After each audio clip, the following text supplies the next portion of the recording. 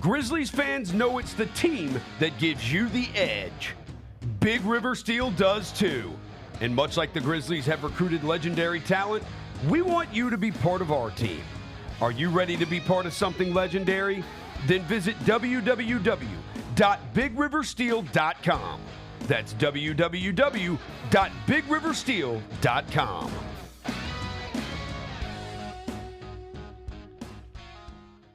Maxwell in concert. The Serenade Tour. October 16th at FedEx Forum. Maxwell.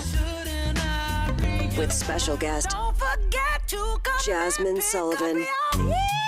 And October London. Tickets on sale now at livenation.com.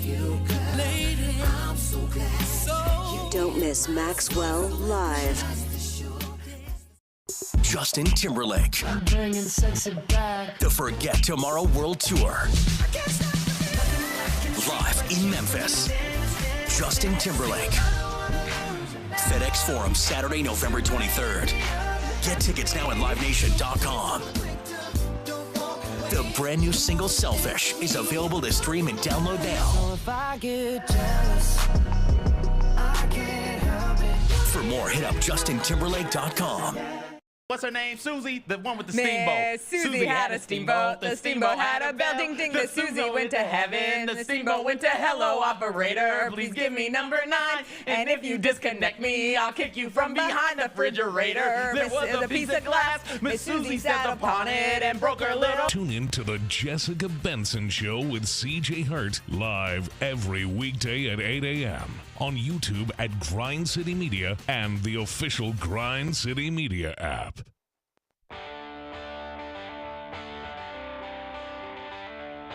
Live from the Built Ford Tough studio at FedEx Forum, it's the Gary Parrish Show, presented by Ortho South, on YouTube at Grind City Media and the official Grind City Media app.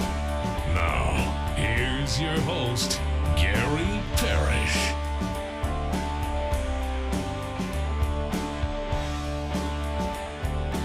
All right, I'm here. My name is Gary Parrish. I'm speaking to you from the Built Ford Tough studio, FedEx Forum, downtown Memphis. Bennett Doyle right there producing the program. Glad he's with me. Glad you're with me. Hope you're getting through the day best you can.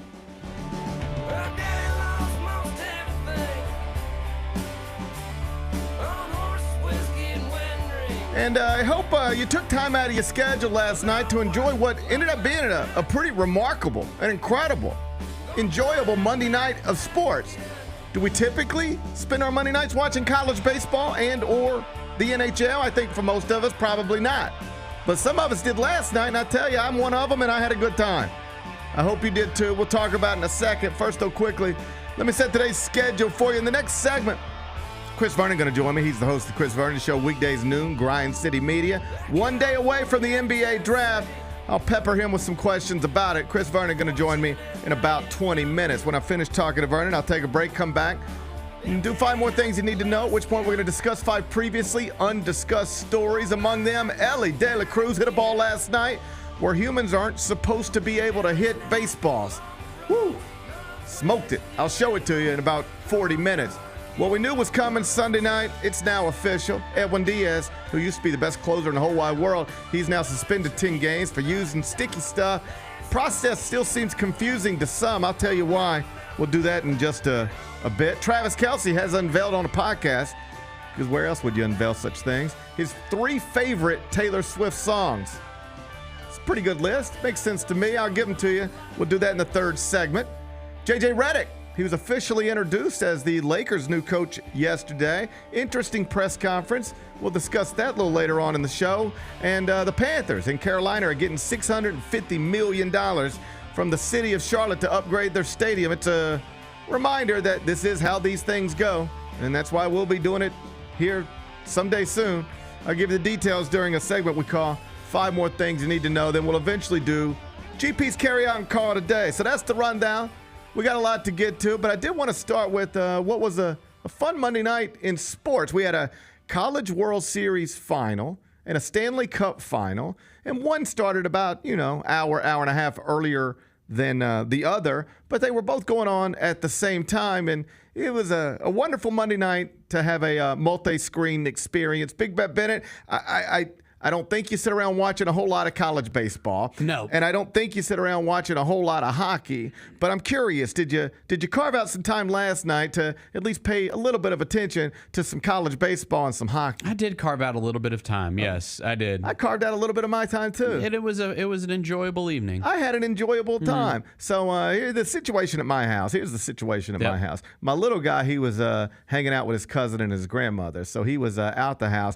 And so me and my middle guy, we were watching, we had all the screens on, but we were mostly big TV with the volume on. We had that on Monday Night Raw because just like you don't spend a whole lot of time watching college baseball and or the NHL, I don't spend a lot of time watching college baseball and or the NHL. And my middle guy, he didn't spend like any time watching college baseball or the NHL, but he does enjoy wrestling. So I said, okay, we'll put wrestling Raw. We'll put that on the big screen with the volume, and we'll keep Tennessee baseball down here on this screen, and we'll keep, the Stanley Cup Final Game 7. We'll keep that down here on this screen, and so we'll be aware of what's happening, but, we'll be able to hear what Damian Priest is saying. That's our night. But at some point, I guess a little after 9 o'clock last night, it becomes clear that not only are 2 championships being decided, because we knew that when we woke up yesterday. Right. But these are going to come down to the final pitch in baseball, final second in hockey. Tennessee finds itself up 6-5, in the ninth,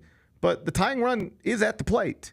And the Panthers are up 2-1 in the third, but wow, Edmonton's pulled their goalie, and this is intense.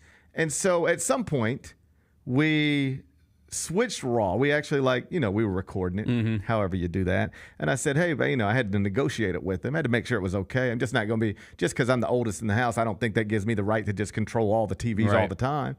I felt like I needed to ask. I said, hey, would you mind? I got a suggestion. Would you mind if we just stopped Raw here? We'll come back to it. It ain't going nowhere. We'll stop Raw right here, and let's put the baseball up on the big screen so we can listen to it, because the Tennessee Vols might be on the verge of winning their first national championship in the sport of baseball. He said, sure, Dad, whatever. So we turned it on, and intense stuff. And I believe it was 9:33 Central. That is when Tennessee records the final out, and the Vols are national champions for the first time in school history in the sport of baseball. Congrats to them. But we didn't stick around for too much of the postgame because, buddy, Game 7 of the Stanley Cup Final, that's intense too. Panthers are up 2-1, but Edmonton is, I think the way it was described on the television, they were putting a lot of pressure on them. They were putting a lot of pressure. I recognize that myself. I could see it. I could see the pressure. When the play-by-play guy said, man, they're putting a lot of pressure on them, I was like, man, I see that too. I recognize that myself. Yeah. And so getting shots on goal. Yeah, you ain't got to be Barry Melrose to recognize pressure on the ice. Correct. There's a lot of pressure on the ice. So we turned it over to that one. And I say this, we in our house don't watch much college. We love baseball. We don't watch much college baseball. And we respect hockey. I want to be clear about that. We respect hockey. We don't watch a lot of it. But for about an hour there, we were either watching college baseball or hockey. And that's about as good a sports on TV you can get. It was. Just 2 big things getting decided. Championships getting decided, but also quite literally down to the final pitch in baseball and down to the final second in hockey. As I was watching last night, because I know you had Edmonton. I did have Edmonton. You had the Vols, so, it thank balances God for out. the Vols, Thank God for the Vols. Yeah. I know you had Edmonton. I was watching last night, even though they were putting a lot of pressure. There was pressure on the ice. I recognize that myself. And I don't want to get too technical about it, because I know, just like you don't watch a lot of hockey, I don't watch a lot of hockey. I know our audience probably. I dabble. I know you dabble. But I know our audience probably might dabble. But I'm not doing this show in Calgary today, right? We're not in Calgary. So I'm just assuming, that not a hockey audience that I'm talking to right Understood. now. I'm just How would you even do that, by the way? Like a show in Calgary? No, like the hockey breakdown. Like if you're doing a sports radio show. Well, I would just learn about it. Yeah, but I don't think I've ever heard it, is what I'm saying. I'm sure they do it. Like, have you ever heard a hockey breakdown? Like, if we were just coming in breaking down this game last night? That's what I'm doing. That's what I'm trying to do right now. Okay. They're putting pressure on the ice. They were putting pressure on the ice, right? They're getting shots on goal. There's lots of shots on goal. Connor McDavid. Yeah. I just, And they look like they ran out of gas a little bit. No, I thought here we go. The good conversation. Yeah, we are doing it right now. GP, I disagree. I actually think the Edmonton Oilers were putting pressure on the goal until the very last minute of the game. But ran out of gas. Tank was on empty. Looked like I thought the tank was going full speed. I looked at Edmonton's tank and I saw it looked empty to me. The tank looked empty. They were putting pressure on the ice, but and you don't have to grow up in Winnipeg to know this. You don't have to grow up in Winnipeg to know this. All the energy you use coming back from down 3-0, and then you get to a game 7 and you're down 2-1, and you're putting pressure on the ice. Eventually, you know what happens to your gas tank. You just run out. You just run out of gas. Now you got to call AAA. Can't go down 3-0. You can't. That's what. Hasn't been done since the 40s. You don't have to. You don't come back from 3-0. You don't have to grow up in Montreal to know that you can't go down 3-0 in the Stanley Cup final. That was Edmonton's biggest mistake when you look back on it. Absolutely. When people look back on this, what they're going to say is, you know what Edmonton shouldn't have done? Shouldn't have gone down 3-0. Correct. That was really stupid when you think about it. It really was. To go down 3-0 is miscalculation on the Oilers' dumb. part. Yep. Why are you so dumb going down 3-0? The other thing I noticed last night, and this is the part I don't want to get too technical because I'm assuming we don't have. Well, I know you ready. dabble. Let's get in the weeds. I know you dabble. Yeah. But I don't want to get too technical. But when I was watching last night, the thing I couldn't stop noticing is Edmonton. They just don't score enough. No, really good at advancing the puck, but just just score. Not they needed to score more. Not able to score. I mean, they got one. Yeah, the whole time. I thought they advanced. Can you imagine skating around that much for one? I thought they advanced the puck well. I mean, they kept advancing the puck, but just the shots on goal just weren't going in. I mean, one. Yeah. I mean, if you told me before we started, hey, you're going to skate 40 miles tonight, but only get one, I'd say, let's just skip it then. Yeah. It doesn't seem worth it. It doesn't seem worth the trouble to do all that and only get one, Yeah. So I enjoyed the hockey and I enjoyed the baseball. And though I didn't watch too much of the post-game baseball last night, I did see they dumped a, Gatorade or some fluid on Tony Vitello. He's their coach. I like him. I think everybody likes him. Yeah, he seems cool.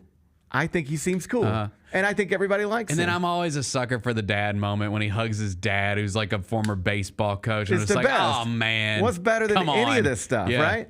I have a theory on why I think everybody likes this guy. And I don't know a whole lot about him, but every time I see him, he's doing something that I think is a totally likable characteristic. You know what he's constantly doing? Acting wild? No. He went and jumped in the crowd. I know, but he does that stuff too, I guess, right?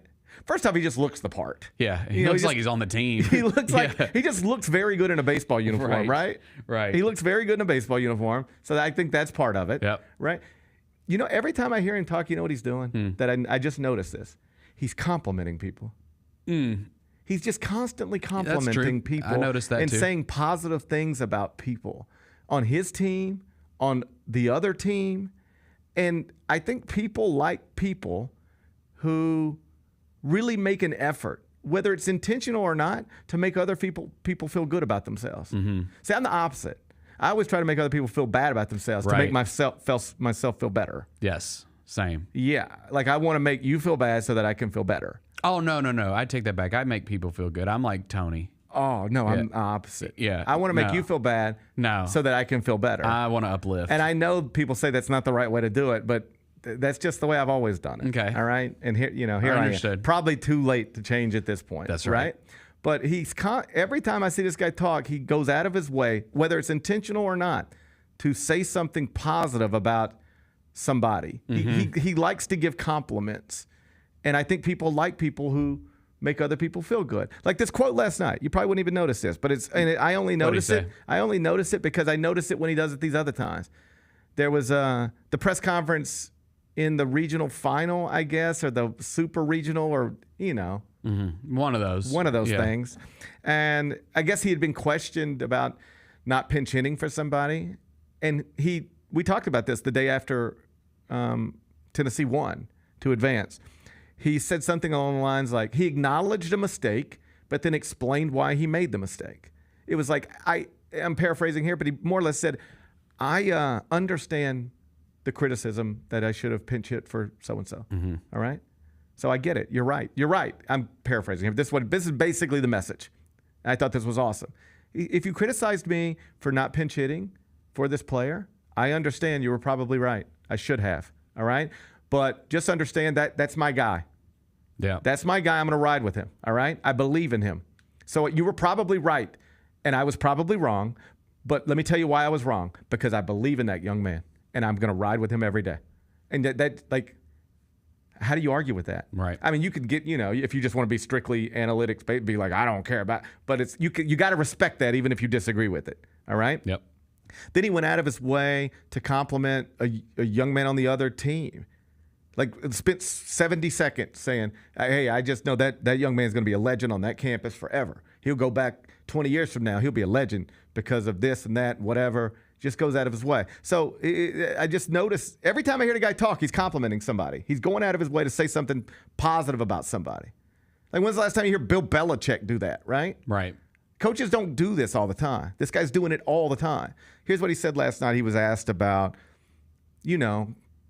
coming back from a 1-0 deficit because they were down 1-0 in this year. They lost game 1. They had to win 2 straight or Texas A&M was going to be your national champion. He was asked about, your young man bouncing back to win 2 straight after losing game 1 of the College World Series. And here's the quote. You know what he said? Kids are tough these days. They will do what you ask them to do.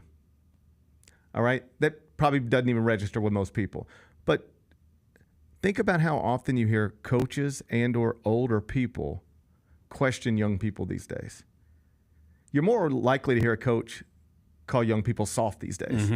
Because they want to transfer too much or whatever your reasons are. Yep. You hear coaches all the time discounting young people. When I was playing, or, I tell you what, you can't coach them the way you used to. Tom Izzo does this every other month. I need to get back to the way I used to coach them. But you can't coach them like that anymore, because kids aren't made of the same stuff these days. Right. It's always that kind of stuff. And here's a guy, you know what he says? Kids are tough these days. They will do what you ask them to do. I think that's an awesome approach for – this guy's 45 years old. He's about my age. Yep. It's real easy for people as we age. Your parents did it. My parents did it. Their parents did it. Our friends do it now. It's very easy for, as you age, to start to be dismissive of the next generation or the generation after that. They don't make music like they used to. No good music gets made anymore. Young people are soft these days. You can't tell kids anything these days. It's always like we were the best generation, and the next generation is something different, less. It's like that's what you see every time the MTV Video Music Awards are on. It's people our age going, "Who is this?" They're tweeting, "Who is? I never heard this." Right. And that's the same thing our parents did when we were 15, and we knew everybody on the stage, just like every 15-year-old now knows everybody on the stage. But it's just you get older, and they don't make music anymore. Yes, they do. Some of the best music that's ever been made is being made right now. It's just probably a little different than what you grew up listening to, and maybe it doesn't register with you the same way. But don't get it twisted. People haven't got less talented. They've gotten more talented. And it seems like he understands that. Young people are constantly told by older people, you're not like we were. Right? You're not as tough as we were. You're not this, you're not that as we were. Young people are constantly being told by older people that they aren't on the same level as the previous generation. And here you got this coach saying, well, how do we do this? Because kids are tough. Kids are tough these days. Not kids are tough. Kids are tough right now. They will do what you ask them to do. Not you can't get them to do what you want them to do anymore. They will do what you ask them to do because kids are tough. Another compliment. He's complimenting young people. Is it surprising young people are drawn to this guy? He seems to be the biggest thing in college baseball right now, and not just because they won the College World Series and not just because they were the number 1 overall seed in the NCAA tournament. Like, I can't name you 5 other college baseball coaches, all right? But this guy has been I've been aware of him for multiple years now. And obviously now he's at the pinnacle of the sport. And I saw his players campaigning for a lifetime contract for him because, He's 45 years old and the hottest thing in college baseball. You'd imagine somebody going to come for him. Tennessee's got all the money in the world. They shouldn't lose him unless he just wants to leave for some reason. But that was a big moment for that school last night. Yeah. And the place was packed. Peyton Manning was there. I saw Peyton. Sitting next to Morgan Wallen. Morgan Wallen was there. Yep. And Rick Barnes. And Rick Barnes was there. And Morgan Wallen seemed to be on his best behavior. Like I didn't see him. Yeah. He didn't throw a chair. He didn't throw a chair at the crowd. No. So he's getting better. That's all you can ask from him. Yep. Just be a little better today than you were yesterday. Yeah. Try not to throw a chair off of a building, right? Right. And don't yell the N-word on camera or even off camera. Good rules to live by. They really are. They really, and you know what? Mostly simple. Yeah, Mostly that's right. simple rules. Yep.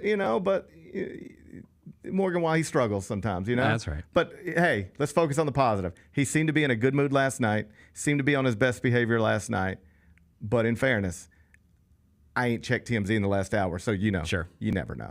Chris Vernon's up next.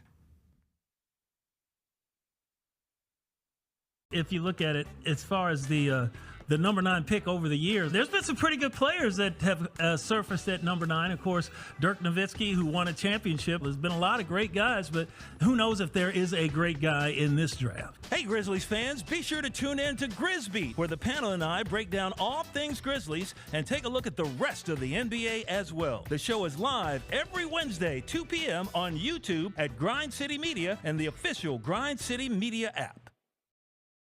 The Grizz Girls are no ordinary dance team. They're known across the NBA for setting the standard for world-class dance and entertainment. From hip-hop to jazz, the Grizz Girls do it all. And they're looking for talented dancers with dynamic personalities to join the team. Do you have what it takes to join a premier NBA dance team and entertain Grizz Nation both on the court and in the community? Visit grizzlies.com/auditions now for more information and show us what you've got at open auditions Saturday, July 13th. Now for a limited time, the new $1.99 crispy tender wraps are here at Sonic. Who could deny a crispy chicken tender with bold flavors like hickory barbecue and cheesy Baja? And we can't forget the crisp lettuce and melty cheese to make the perfect bite. Wrap yourself up with some TLC, tender, love, and chicken for only $1.99. Sonic $1.99 crispy tender wraps. Tax not included, limited time only at participating Sonic drive-ins. Look at the score. Look at the score he just did. Hey, but look at the bench, though. Look at number 3. Right before I walked in the locker room, Danny Ainge pulled me to the side and said, hey, Tony Allen, come here. Let me give you a little basketball etiquette. When you're down 40, do not do an in-game windmill. It's just disgusting for the game. The Chris Vernon Show, presented by Caesars Sportsbook, live weekdays at noon on YouTube at Grind City Media and the official Grind City Media app. We have another edition. This will be the 3rd edition of the Debate Club. You guys are going to sell a shoe to Mr. Bennett Doyle, our producer over here. Oh, yeah. I saw these. Go. I've seen these. I saw these on social media too. It's the perfect house shoe. I know, right? Like, yeah, it's not even a house shoe. I bet you they're really comfortable. You heard of unisex. This is unifoot. Oh my God. The Sneak Fest Show, live Tuesdays at 2 p.m. on YouTube at Grind City Media and the official Grind City Media app.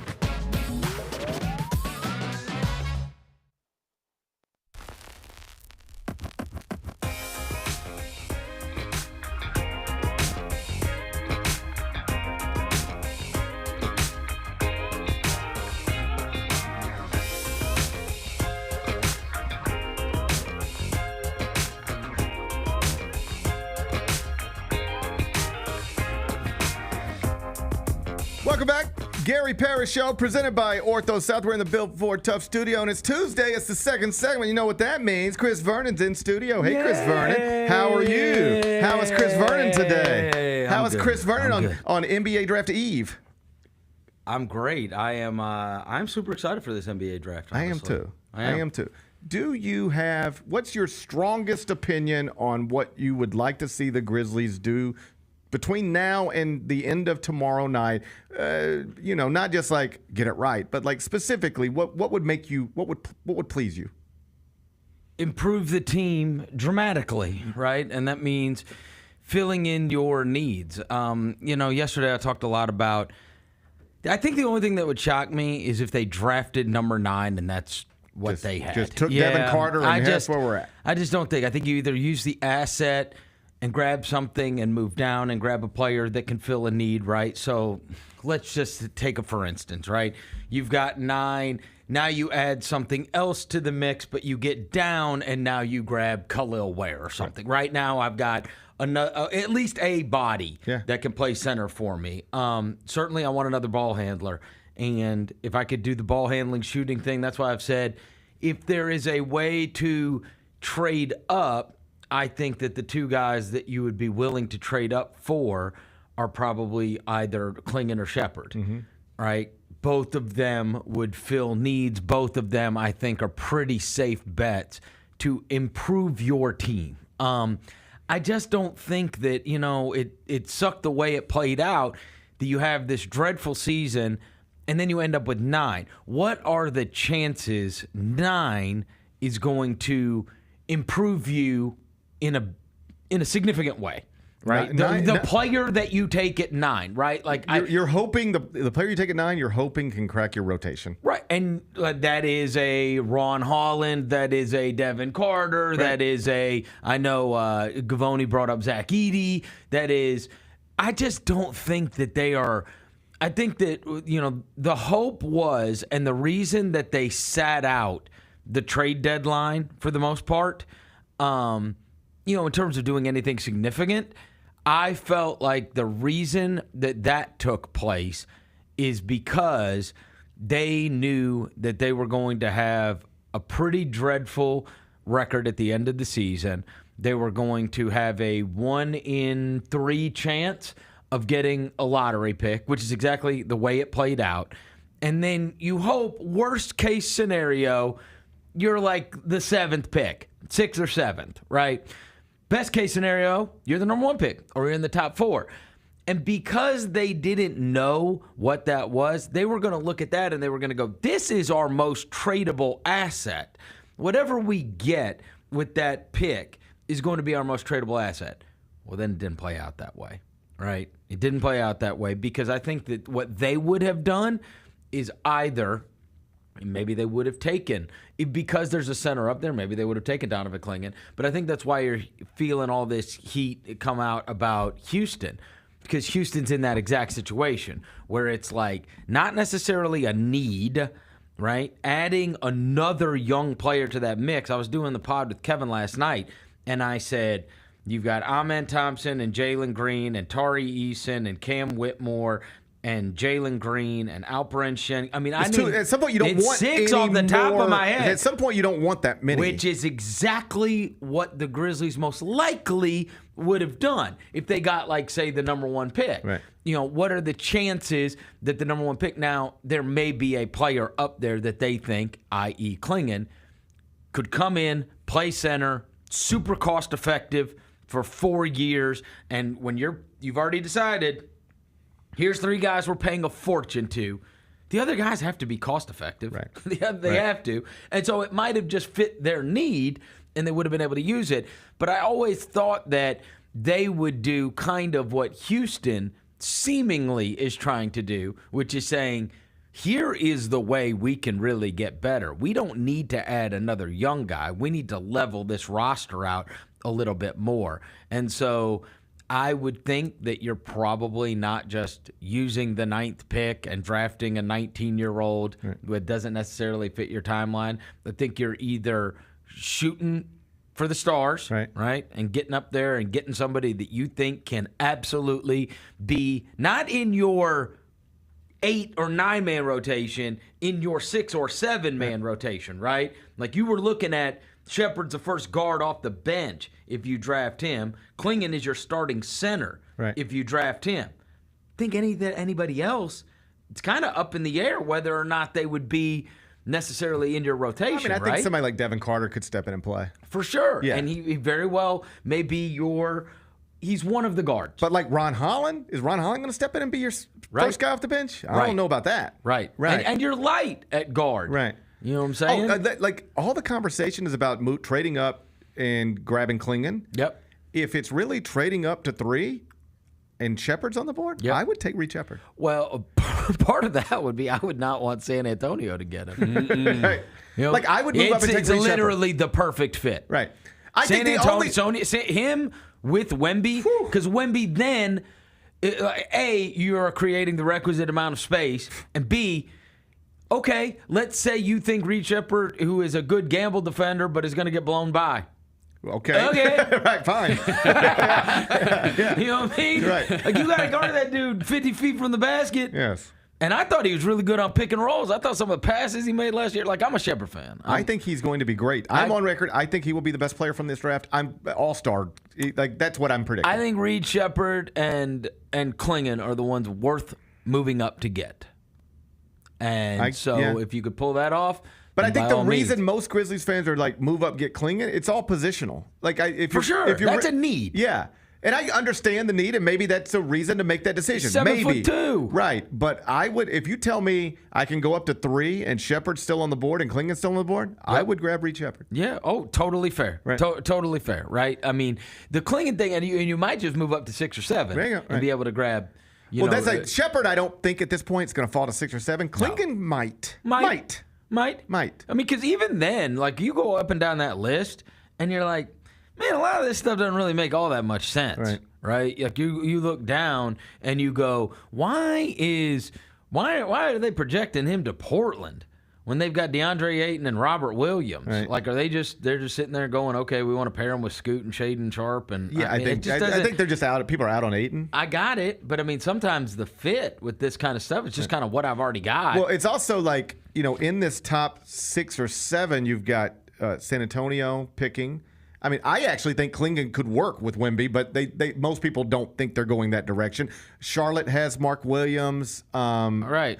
Detroit's got a million centers. Right. There's a bunch of franchises that probably just don't want to take a 7'2" center. And then you look around and you go, oh, could you use this pick along with some of your assets in order to swing a deal where you're giving them that pick, so it's somebody that maybe somebody like really loves, and you're giving them picks going forward, and now you're big game hunting, and that's part of the package, right? And that means when you're talking about the Jalen Durans and the Jared Allens and the go on and on and on, right? Like the centers that are elsewhere. The Walker Kesslers, his name came up recently this week. I know they brought up Day'Ron Sharp as a guy that might garner some interest, and Dorian Finney-Smith as another guy, right? If you were trying to put a package together with Brooklyn, who you would think is kind of going into a rebuild.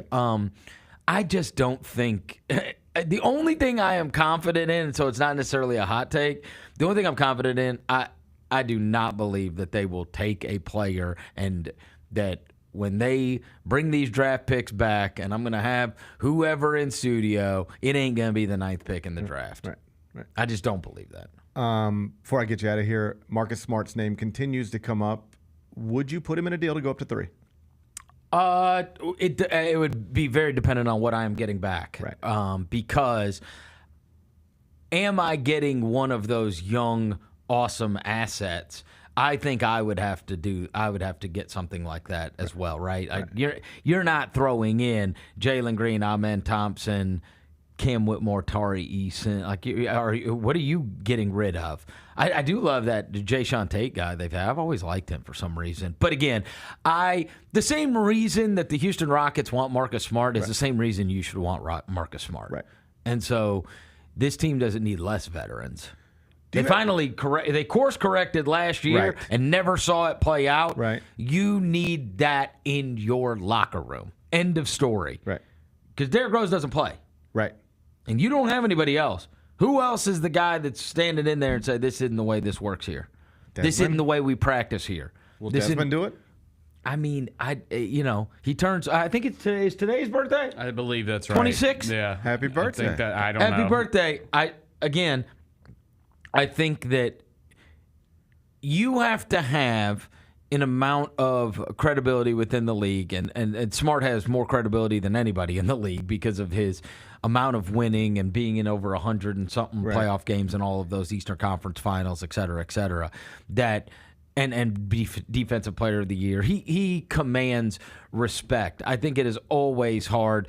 Dez is the third of those guys, Right. no matter what. Ja was here before him, and Jaron was here before him, and Brandon was here before him.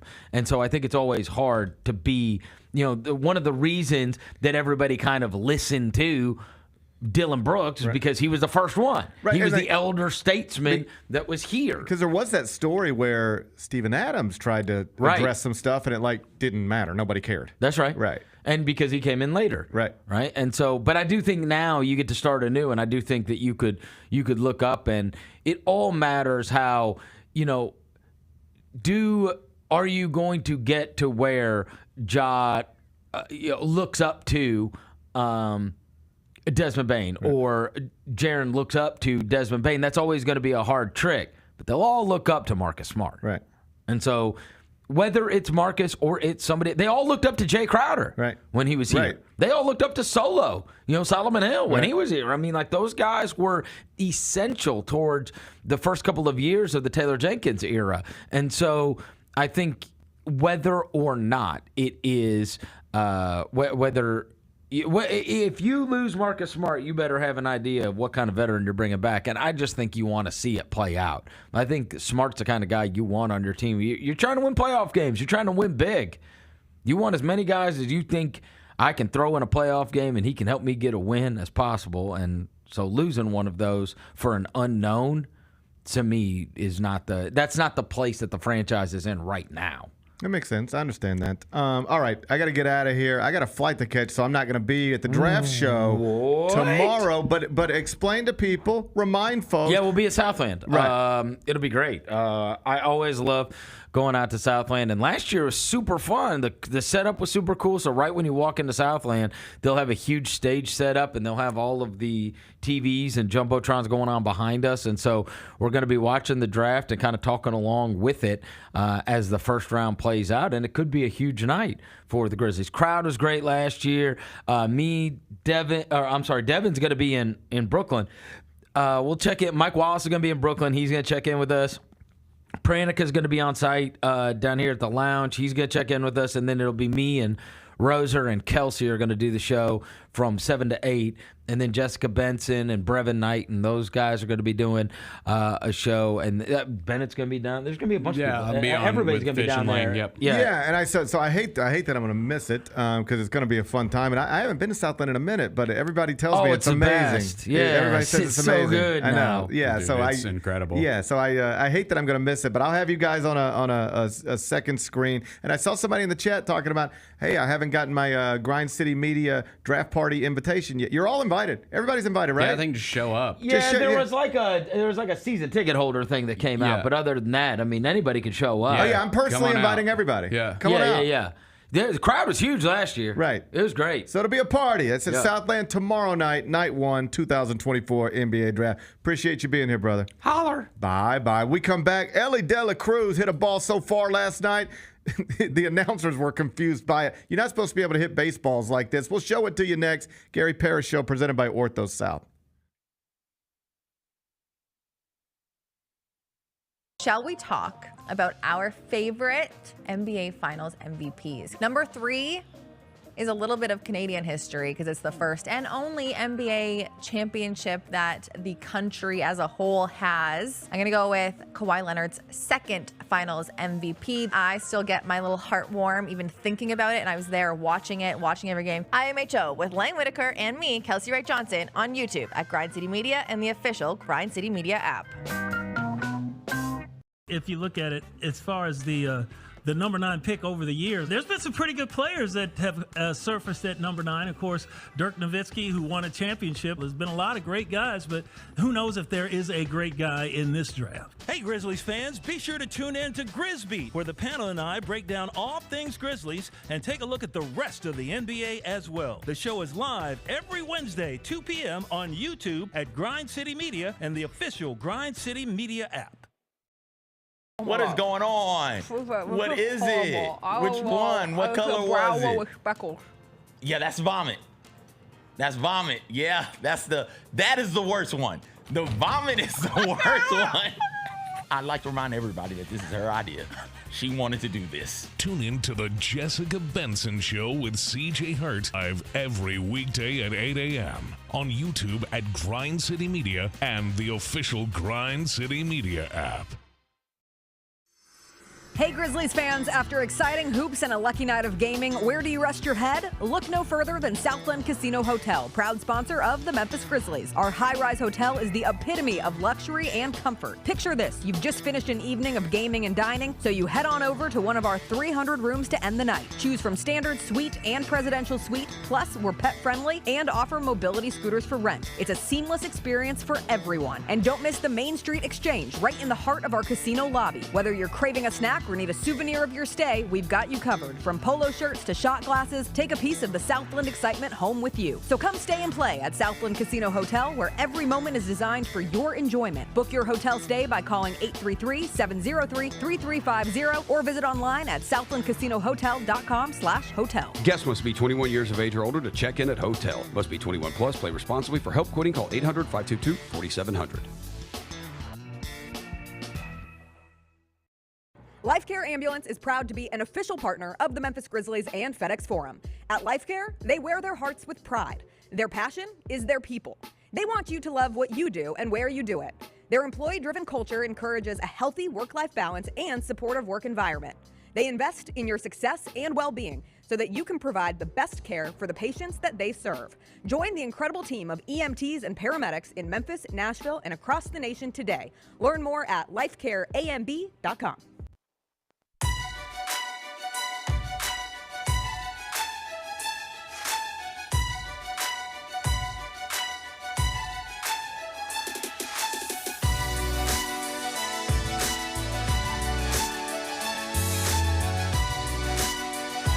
Orthopedic injuries can be unpredictable, unforeseen, and unscheduled, and Ortho South understands this better than anyone. Since your injuries don't make appointments, you don't need to either. And that's because Ortho South welcomes walk-ins during the weekdays and the evenings and even on Saturdays. So next time an unforeseen injury makes an unscheduled appearance in your life, visit orthosouth.org to find your nearest urgent care location. Just walk in, and Ortho South will take care of everything, especially you. Learn more at orthosouth.org. That's OrthoSouth at orthosouth.org.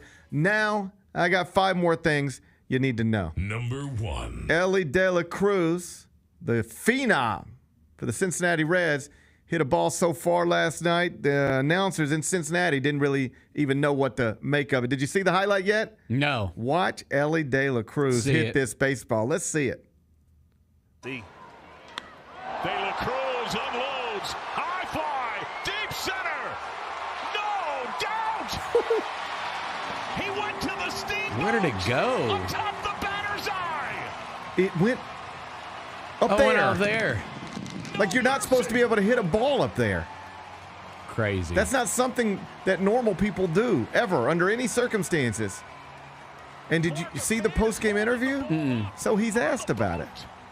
And this is bananas.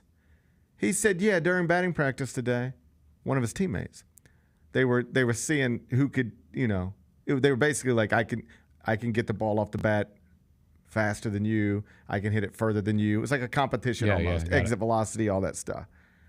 And one of De La Cruz's teammate, this is De La Cruz telling the story, he says he told me he didn't think I could hit the steamboat. So I said, I will. I'll do it. And then he did it. The same night, he was like, oh, I didn't even know that you wanted me to try that. But now you're saying I can't do it? I guess I'll go do it tonight. And just so we're clear, they went to the teammate to try to confirm the story. He was like, yeah, that's right. He told me earlier today he was going to do it. This is the next we've gone through a phase. Like my little guy wears 99 in baseball, and you see a lot of 99s in baseball because of Aaron Judge. Yep. It breaks my heart that my little guy wanted to change his number to Aaron Judge's number. He didn't want to. He was number 20 for Pete Alonso, and then he joined a new team, and number 20 was already taken. It's gone. Okay. But, I tried to push him towards Francisco Lindor, Jeff McNeil.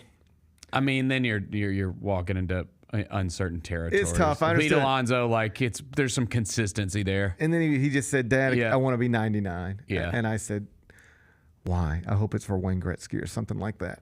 And he said, Aaron Judge. And I said, damn it. But I understand, right? You know who the next one is? 44. Elly De La Cruz. You're going to see 44s everywhere. He's the next one. Like, I hang out with 7-year-old baseball players every weekend, all right? Those are my only friends these days. Right. I don't spend time with anybody else. It's just 7-year-old baseball players. And you know the player they talk about the most?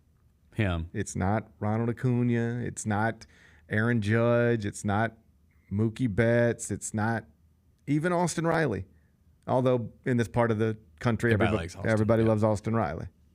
Myself included, although he makes life miserable sometimes. Yep. But I respect him. Elly De La Cruz. They're constantly talking about it. Yeah. Because he throws it harder than anybody, hits it harder than anybody, and he just looks cool. Every 7-year-old baseball player you see has got chains on. They all wear chains. Really? Yes. Louis got a chain that says King Louis. They all go on Amazon and they buy chains because they want to look like Elly De La Cruz. That's cool. I want a chain. We should get chains, Bennett. No, my wife said no. She said you can't do that? She lets you keep all those DVDs but won't let you wear a chain. I wanted to get like a little thin gold chain, and she's like, do not do that. I couldn't even wear one if I had one. Like, I don't like things touching me. It takes everything I had to keep this wedding ring on. I've always wanted one, but I feel like that I probably shouldn't. I could not wear. If you put a necklace on me right now, it would be like torture. It would. You might as well be waterboarding me. I used to wear necklaces back in the day. I don't know why I can't get a little gold chain. Might as well waterboard me. I would rather be waterboarded than have a necklace put on me. You know where I struggle with this too? If you ever see me at FedEx Forum, I almost never have my credential around my neck unless I'm wearing like a hoodie. Oh, mine's always around my neck. Well, you see that? Like I'll lose it if not. I have to carry this around. I cannot wear it. No, I'll lose it if I don't. I will have to lose it because I could not wear it around my neck. Like you wearing that if you said here, GP, just wear this for the next, I couldn't do it. I would be like that. I would be uncomfortable. So I would love to rock chains, but I can't. I would too. Because I would just be uncomfortable. But every 7-year-old baseball player they either have them or they want them. They might not have them because their parents won't let them wear them. Right. All right. But they want them. I'm telling you, Elly De La Cruz. That's the next great thing that kids gravitate to, and he's awesome, and he's like making a real effort to communicate in English. You know, this is something like Shohei hasn't really done. Correct. You know, like Messi, Lionel Messi. You realize like, oh man, his voice will take you by surprise. But like, do you realize in like, you know, off camera, you speak English. Yeah, to him. he's doing commercials and stuff now. He's really worked on it. But he's been hesitant to ever like just on camera. I'm going to speak English. He's been hesitant to go there. Well, De La Cruz is like trying because I think he recognizes, or either people around him recognize, this can like you are a star. Be a star, yeah. But like it would be helpful if you could, communicate in English publicly. So he's made a real effort. He checks every box. I mean, and it's just outrageous. Like there's something crazy with him. You shouldn't be the guy who throws harder than anybody. He actually he could throw a ball from shortstop like 107 miles per hour. It's outrageous. You shouldn't be the guy that throws harder than everybody and hits it harder and further than everybody. Like you shouldn't be one person be able to do all of those things. But that's like really who he is. He's awesome. Congratulations to Reds fans. You get to watch that guy a lot. Number 2. What we knew was coming Sunday night, it's now official. Edwin Diaz, Mets closer, suspended 10 games. Too much sticky stuff on his hands. He still says it was just sweat and rosin, but the crew chief said it wasn't just sweat and rosin. We touch. That's all we do. We touch hands. We touch pitchers' hands. That's all we do. I know what sweat and rosin looks like. I know what it feels like. He did not have just sweat and rosin on his hands. He had something else, foreign substance, too much of it. You got to be suspended for 10 games. I accept it. I'm not going to be one of those naive fans. You know what I believe Edwin Diaz was doing? What? Cheating. I believe he was trying to gain an advantage because he has struggled so far this season. He was great 2 years ago, got a big contract, was hurt all last season, didn't pitch an inning in the big leagues, came back this year, high expectations. He hasn't been good. What happens when you're not good, but you're getting paid a lot of money and there's a lot of pressure on you in New York and you have access to the sticky stuff and maybe you can get away with it? And you have lost confidence that you can get people out without it, right? Maybe then you use a little something extra, a little too much of it. Now you got to pay the price for it. I accept the punishment. I accept the punishment. But not everybody does. And the reason they don't is because the argument against this type of thing is that they just say too much sticky stuff. And then you ask, well, how much is too much? Because you can add a little sticky. That's because pitchers were complaining when they were really making Because the rosin is sticky, right? Yes, with sweat and rosin is going to get sticky. Yep. Like, if you remember when they really cracked down on it and they were like, your hands got to be clean. People were getting hit because the balls, they need something. I remember that, yeah. And you had pitchers out there saying, I'm telling you, I'm not using the sticky stuff to cheat. I'm using it to control the baseball. It's dangerous. I'm going to throw this thing 98 no matter what. You make my hands be clean, I don't know where it's going. All right? That's actually a fair argument. So we need some sticky stuff. So here's the thing. This is Major League Baseball. You can have some sticky stuff, but not too much. All right, well, what's too much? We'll let you know. Yeah, I think that baseball needs to regulate. I mean, dude, it could be as simple as like, here's your little capsule of whatever. I mean, I don't know how it works, you but can like use one a game. But like in football, famously, like, you can deflate a ball and inflate a ball, but it's got to be in a certain range, and they can just test that. Like, is this ball okay or not? Let's test it. Whatever it says, it says it's good, or it says it's not. You can test it, but there's no way to just test the hands, yes or no. It is another person's opinion, and it's an opinion about something that isn't clearly defined. It is really just like if I made a rule tomorrow and I said, you can have facial hair, but not too much facial hair. And you come in and I'm like, Bennett, today it looks like too much.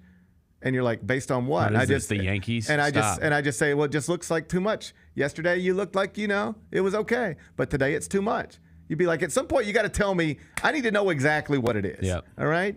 But there's nothing exact about it. It's just, do you have too much sticky stuff or not? You can have some, but not too much, and I get to decide if it's too much. Maybe we should clearly define things. I think so. But I'm not sure how to do it. I think I'm with you. I think you're with me. I appreciate you being with me. We'll let baseball figure it out. Number 3. Travis Kelce went on a podcast. Of course he did. What's he doing? Talking on a podcast. And he revealed. What was he was on Bussin' with the Boys. That's right. Yeah. That's right. And he revealed his top 3 Taylor Swift songs. You know what they are? Okay. Wow.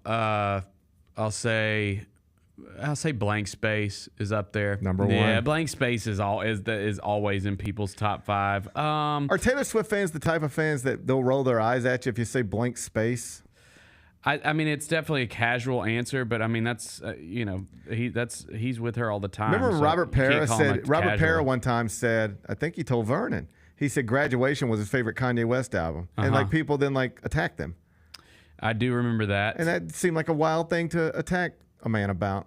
Okay. You know, like I don't think Graduation is Kanye West's best album, but I enjoy it. And if it's Robert Parrish's favorite album, I didn't feel like that was worth being attacked over.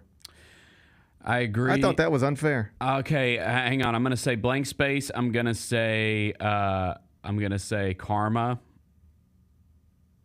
No? Karma. And you know what? You ready for this? Karma's not on there? No. And you ready for this? This is just my purse. Karma, overrated.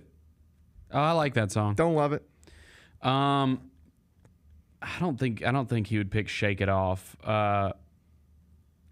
I don't think he would Shake It Off. Cruel Summer. Number 2. Because it's the intro. And then So High School, number 3. So what? I think it's about him or something. Oh, okay. Got it. Like, you got to put it on the list somewhere. Understood. But Blank Space and Cruel Summer, those would be on a lot of people's list, wouldn't they? I think Blank Space is overrated. I don't like Blank Space. Oh, I think Blank That's Space. not a good song. I think it's a great song. I mean, it's a good. I think it's great. I can't talk. She's silencing me. No, I think it's a good song. I think in her catalog, it's not. I wouldn't even put it like top 10. I like Blank Space. I like Blank Space. I like Cruel Summer. Cruel Summer is just yeah. That's exactly what you should open a show with. Yeah, you know, it kicks it off. It's just a great kickoff. You know, Cruel Summer. Of the slower songs, what do you like of the slower songs? Can I interest you in a Cornelia Street? I like Cornelia Street. What's the Oh, Lover. That's a pretty good slow song. Oh, I could dance to that at like a school dance. Yeah, we could do that. If you ever go to, be careful though. You start to No, sound no, like I Drake. mean, like, Starting to old sound me. like Drake. You're starting to sound like Drake. You're a Hang master on a second. manipulator. I Are meant you a like master old me. manipulator I and a meant- habitual liar too? No. I mean, if I was in middle school and that song played, I would find a dance partner. Okay. Yes. Okay. Old me. Okay. You just you gotta be careful. You gotta clarify things. You gotta these be days. careful I these understand. days. Yep. You gotta be careful these days. Yeah. All right. You ain't kidding. You ain't kidding, buddy. All right. Number 4. JJ Redick was introduced as the Lakers' next head coach. Jesus. That was yesterday.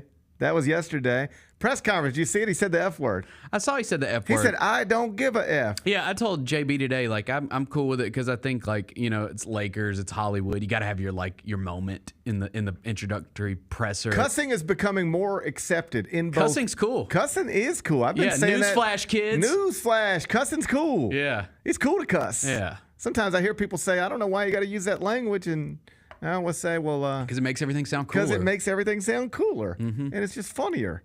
Yeah. It's just better."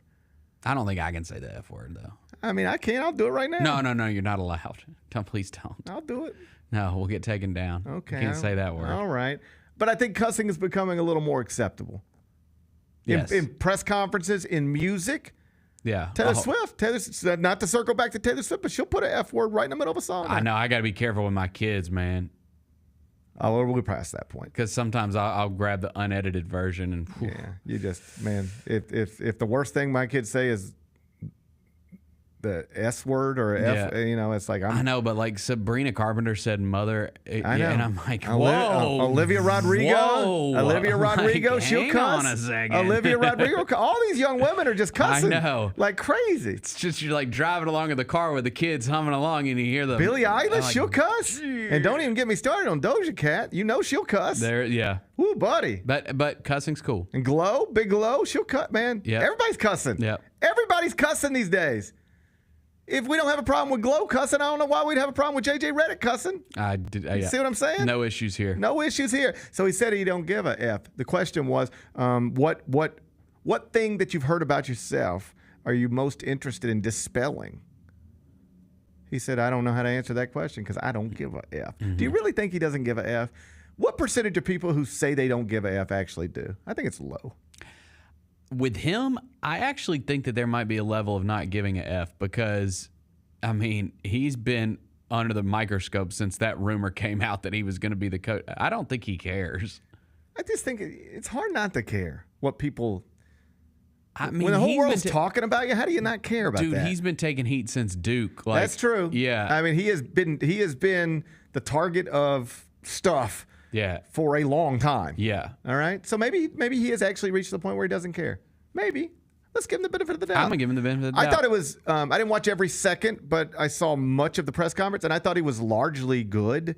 And I thought he handled the Dan Hurley question perfectly. Did you hear that? Mm-mm. So he was asked. There was reports, and we don't have to get all into the confusing timeline, but there were reports that you were the leading candidate, and then there were reports that Dan Hurley is coming to LA and he's meeting and he got an offer and now here you are as the next head coach of the Lakers. Like, how was that experience? And did it to go from being perceived as a leading candidate to watching them try to hire somebody else to then circling back to you? Like, what was that like? And he's first and foremost, like, Rob Pelinka was in touch with me the whole time. So I understood what was happening. And he said beyond that, and I thought this was great. Because you could take it a whole bunch of different ways, but I thought this was great. He said, I understood. Dan Hurley has won back-to-back national championships at UConn. I have won back-to-back championships, third grade team and fourth grade team. Okay? I understood. Why would you not want to talk to Dan Hurley? That's basically what he said. Yep. Like, why would you not want to talk to Dan Hurley if Dan Hurley is willing to talk to you? So why would I be offended by that? It'd actually be crazy if Dan Hurley wanted to talk to them and they didn't want to talk to him. So, I'm not offended by that. I'm like, of course. I get a phone call that says, hey, we're going to talk to Dan Hurley because Dan Hurley wants to talk to us. I'm supposed to be offended because they want to talk to, the guy who just won back-to-back national titles? No, that didn't bother me at all. I'm glad I'm here. But of course, I'd want to talk to Dan Hurley too if I were there. I just think that's a great way to handle it. Yep. Because that's easy for everybody to understand.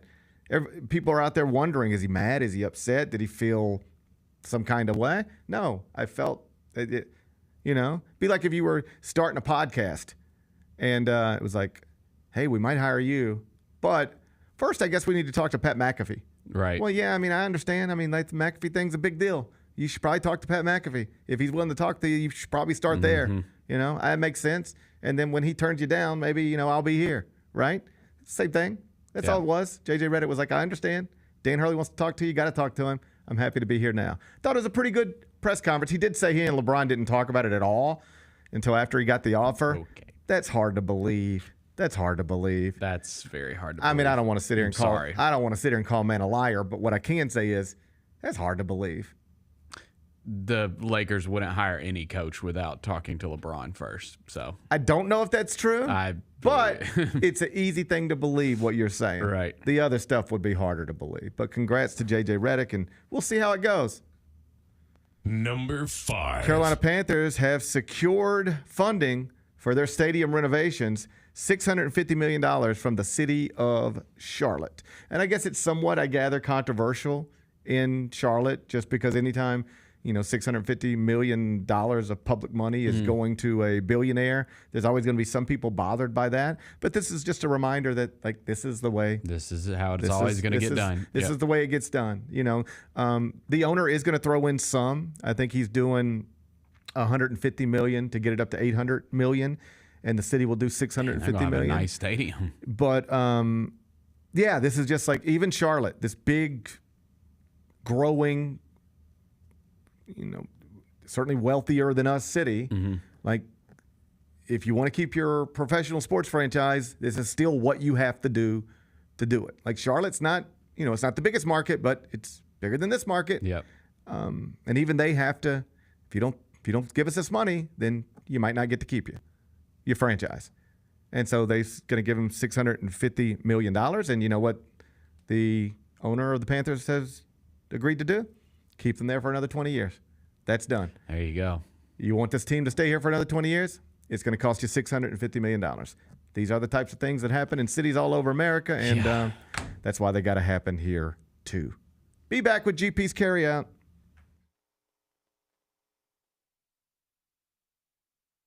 Shall we talk about our favorite NBA Finals MVPs? Number 3 is a little bit of Canadian history because it's the first and only NBA championship that the country as a whole has. I'm going to go with Kawhi Leonard's second Finals MVP. I still get my little heart warm even thinking about it, and I was there watching every game. IMHO with Lang Whitaker and me, Kelce Wright Johnson, on YouTube at Grind City Media and the official Grind City Media app.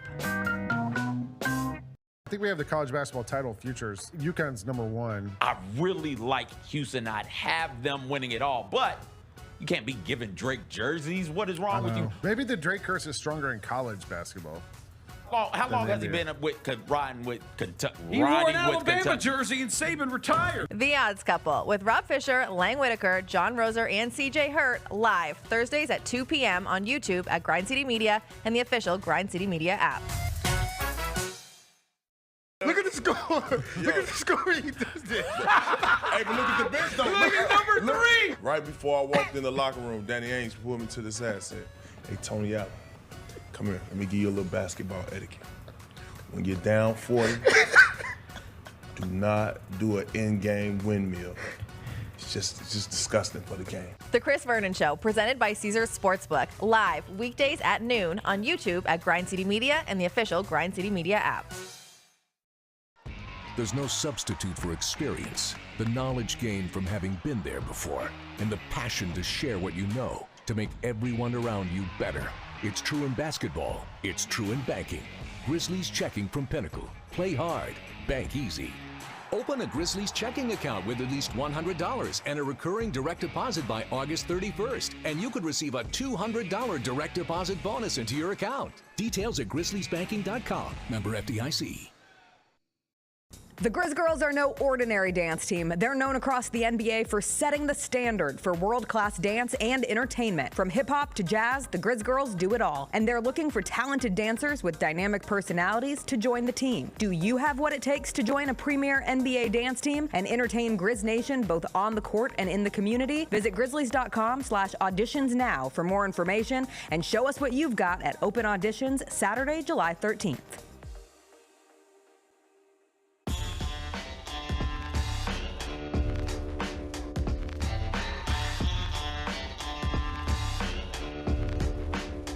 Welcome back, Gary Parrish Show, presented by Ortho South. We're inside the Built Ford Tough studio, wrapping it up here on a Tuesday. Wrapping up a little earlier than normal today because, full transparency, I want to be honest with the audience, but I got a flight to catch. I figured you had to get on out of here. And you might be saying, well, why you cut it so close? That's a fair question. You know, that's a totally reasonable question. Keep it tight around here. That's a totally reasonable question on a day like today. You'd think at this point I'd learn better, you know, to like you just stop cutting everything so close. Everything doesn't have to be filled with tension and stress and anxiety. You know, I could build in like windows with space and you know. Drive 45 and be fine. I could do all these things, right? Why do you think I don't do it? I don't know, man. I've worked with you for a long time. That's just not your style. Why do you think I don't learn? Why do you think I don't ever learn? I don't know. It is something. You know what? People don't learn. We don't learn. No, we're stuck in our ways. We say we're going to be better, but none of us ever really get better. Do you think people get better? No. Do you know anybody in your own life who has gotten better? Who you knew them when they were 25 and they said, "Man, I got these things I need to work on," and you talk to them now and they're like, it's still the same things I need to work on. Yeah, I mean, I know people that have gotten sober, but besides that, sober. I know people who went from drunk to sober. Yeah, but making sure you're on time all the time. Like if that was an issue for you 10 years ago, probably still an issue for you now. That's still an issue. I'm struggling, man. It's all good. We're here. I keep promising myself I'm gonna be better about it, but then I keep disappointing myself. I'm not disappointed. I appreciate you not being disappointed. I just know that I'm disappointed in myself. But I appreciate you not sharing in my disappointment. Let's wrap this up with GP's Carryout. It's time for GP's Carryout. One final segment filled with stuff to take with you. It's not everything you need to know, but it's most of it. What did we learn today? I mean, a whole bunch of stuff, but we largely focused on the NBA Draft 2024 edition because it's coming up tomorrow night. That's why I got to get on that flight. I got to fly. I'm going to LaGuardia, and then I'm taking a car to Stamford, Connecticut. Okay. That's the home of CBS Sports HQ, or at least one of the homes of CBS Sports HQ. And I'll be in studio tomorrow night and Thursday for rounds 1 and 2 of the NBA Draft, where the big story continues to be who will be the number 1 overall pick. The favorite in the betting markets is still Zachary Redick, the 6'8", 6'9", 3-and-D wing from France. That, of course, would be yet another player from France being a number 1 overall pick. I think they figured out some basketball stuff over there. They're really producing basketball prospects. Dude, I was saying days. that with JB earlier. Like, what's going on in France? You know what? I'm going there next month. You're going to France? I'm going to go to France. I should probably tell you that. Yeah. You should probably not learn that right now. All right? Let me put myself a reminder here. Yeah. Tell Bennett about France. Okay, yeah, I'm going to go to France. Okay. And while I'm over there, I'm going to look into it.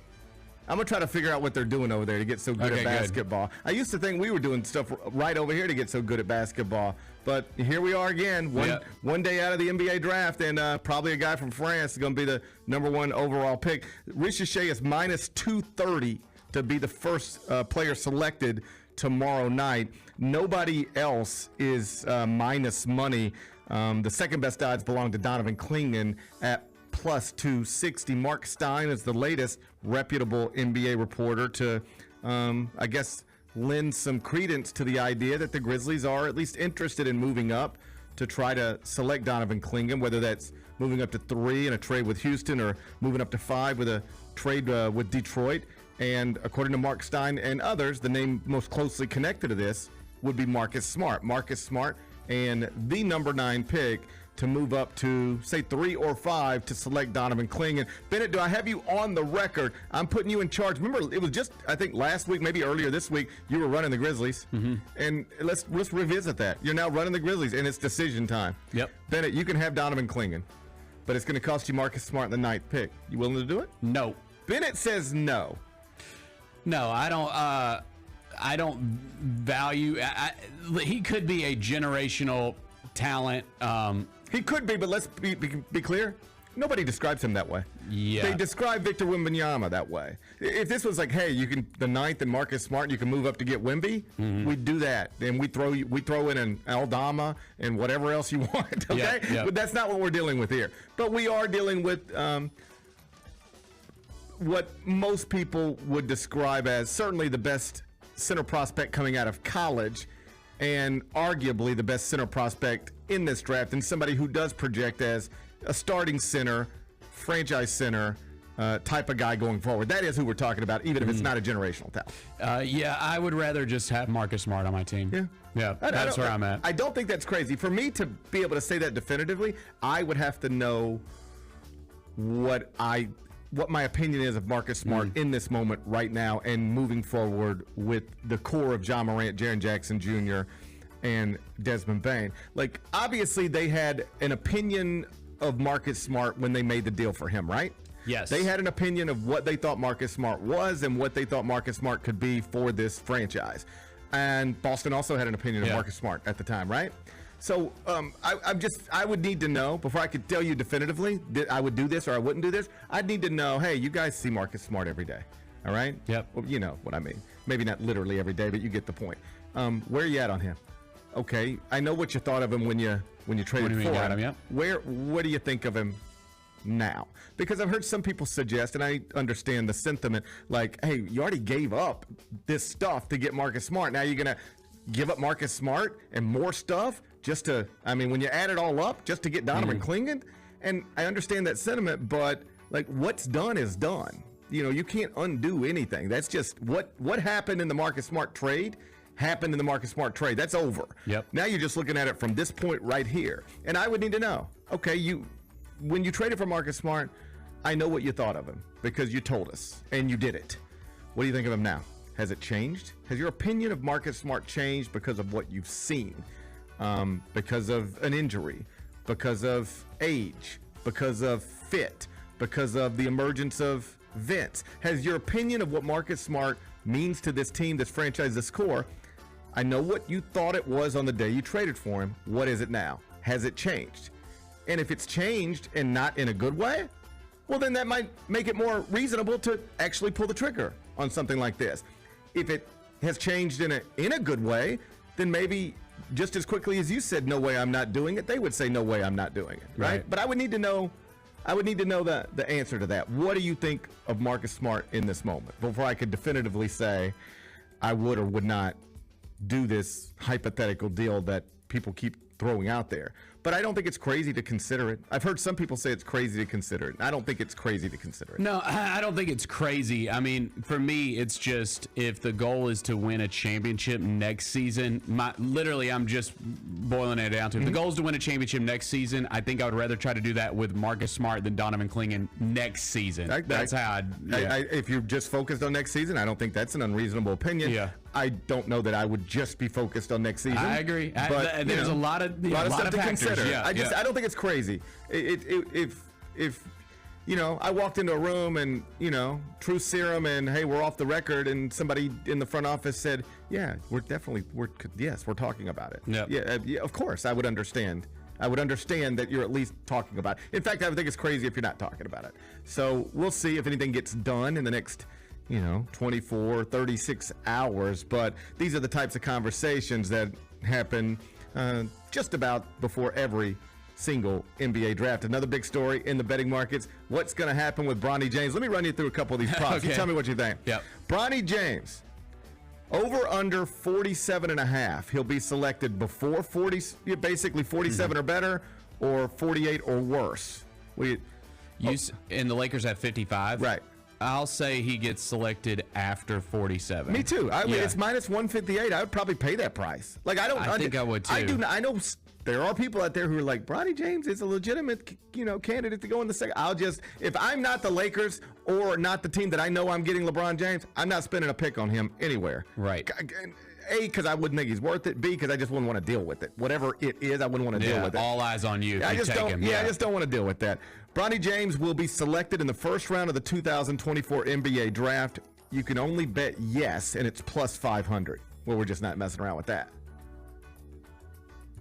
You can't even bet no on the site at FanDuel. All right. You can't even bet no. It's just yes at plus 500 if you want that. That's crazy. We're skipping that. I think that's crazy. Bronny James to be drafted in the top 10. What's that? Plus like 100,000. We're not doing that.